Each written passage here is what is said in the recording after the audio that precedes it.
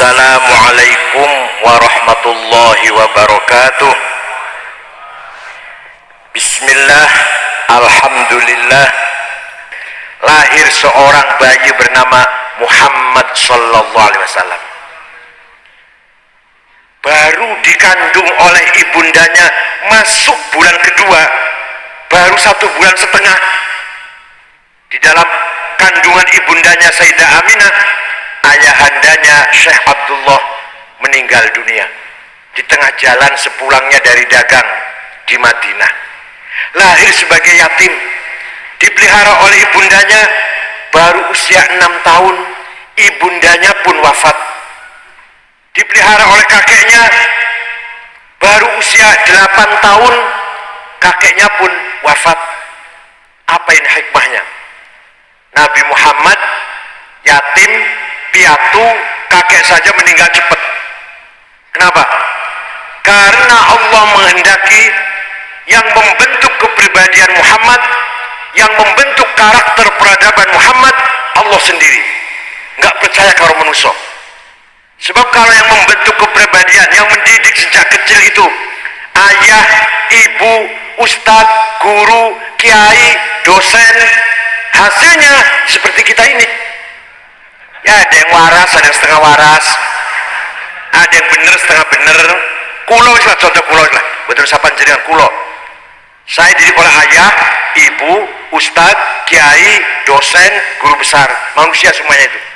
Hasilnya seperti saya ini, pagi-pagi bener, siang jahat, nanti malam kurang ajar, di rumah baik, di kantor kurang ajar, di Indonesia baik, di Bangkok kurang ajar.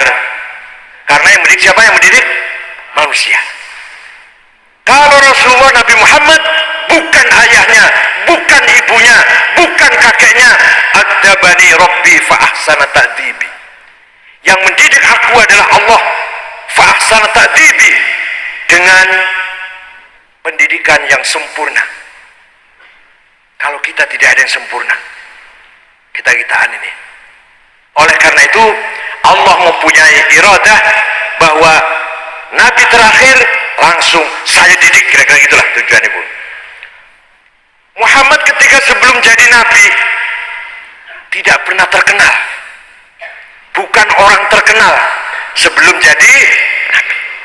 Yatim, piatu, nggak pernah jadi aktivis, nggak pernah jadi demonstran, nggak pernah jadi aktivis LSM, apa wartawan bodrak, nggak pernah.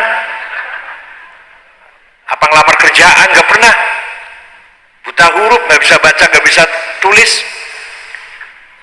Karena masyarakat jahiliyah hanya akan mengenal, menghormati, memuliakan 3 profesi. Nabi Muhammad tidak pernah menekuni 3 profesi. Pertama, masyarakat jahiliyah akan mengagung-agungkan syair, penyanyi, apalagi sampai manggung, ngebor, wah udah terkenal udah. Nabi Muhammad tidak pernah belajar nyanyi.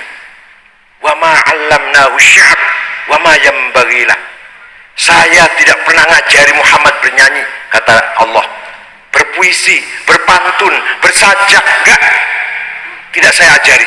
Wa ma yanbaghi lah, dan tidak layak, tidak patut Muhammad belajar bersajak, berpantun, bersyair, berpuisi, apalagi sampai dangdutan, gak layak itu. Oleh karena itu Nabi Muhammad sebelum jadi Nabi tidak terkenal, karena tidak pernah jadi penyanyi. Masyarakat jahiliyah hanya mengenal penyanyi, itu baru terkenal itu. Oleh karena itu kalau orang Banyumas masih sangat-sangat menghormati penyanyi, berarti masih paham, alhamdulillah paham. Keno seneng penyanyi, keno asal aja kebangetan. Ngundang penyanyi 5 lagu 1 jam 50 juta berani. Ngundang kiai 2 bungkus jarum coklat. Ngono kiai ini gelem dendang ngono, ini aku ora gelem aku. Ngundang Inul 1 jam 50 juta, oke, asal datang. Masya Allah, oleh hormat, oleh seneng karo biduan, keterlaluan niku. Ya seneng aja keterlaluan. Minimal Kalau Inul 50 juta, kiai 50 juta lah. Kiai ini aja gelem nek rong bungkus jarum coklat, kiai ini barang gelem ya Masya Allah. Ini murah banget regane niku. Yang kedua, masyarakat jahiliyah hanya menghormati, mengilu-ilukan, menyanjung-nyanjung kahin, dukun paranormal. Nabi Muhammad tidak pernah belajar dukun, tidak mengenal mantra-mantra, tidak mengenal jampi-jampi, wala biqauli kahin, nggak mengenal doa-doanya dukun, nggak mengenal Nabi Muhammad. Jadi Nabi Muhammad tidak terkenal sebelum jadi Nabi. Nah, menawi panjenengan masih rajin sowan dukun, berarti masih dagang pengen laris ke dukun, anak erondora payu-payu dukun, pengen menang DPR dukun, gawe omah mah DPR menti malah ini nang, wah jahiliyah itu.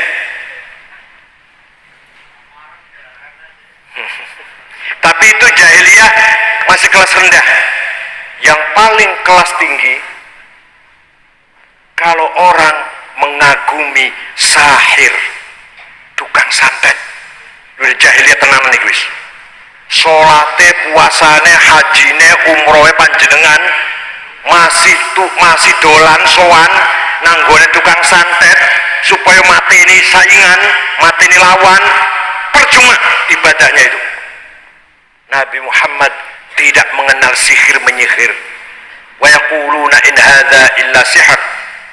Orang Arab, orang Quraisy mengira bahwa Quran itu sihir, bukan. Mengira bahwa Quran itu mantra-mantra perdukunan, bukan. Mengira bahwa Quran itu syair, puisi, pantun, bukan. Maka Nabi Muhammad sebelum jadi nabi tidak terkenal. Karena bukan penyanyi, bukan dukun paranormal, dan bukan tukang santet. Tiba-tiba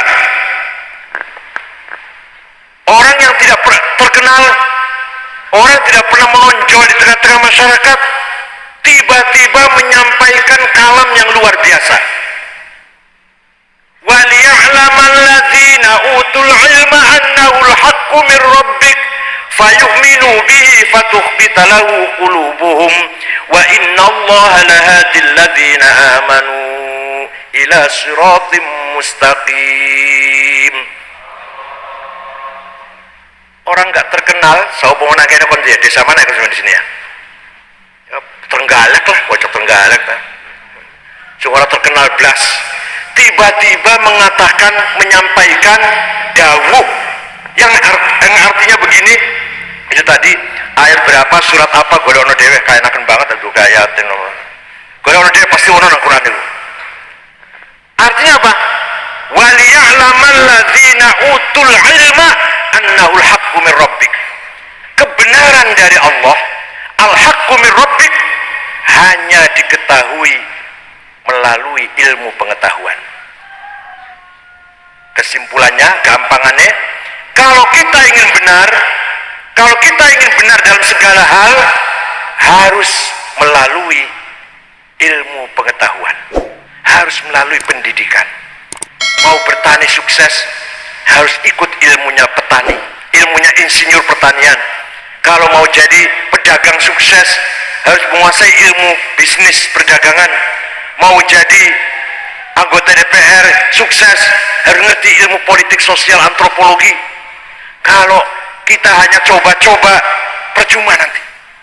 Mau jadi ketua majelis ulama, imam masjid Banyumas, minimal tafsir Jalalain, Bulughul Maram, Fathul Qorib, nggak usah jenggoten nggak apa-apa. Daripada jenggoten tapi maca Qurannya berantakan. Nggak pakai celana aja nggak apa-apa, pakai celana nggak apa-apa. Pakai baju batik nggak apa-apa. Asal Fathul Qorib, Bulughul Maram, tafsir Jalalain, ngimami sholat nang Banyumas. Gak sembarangan jadi imam. Pegang Kementerian Agama, harus menguasai ilmu agama. Kalau tidak, pasti salah. Pengen benar, harus berilmu. Kalau tidak, pasti salah. Paham betul?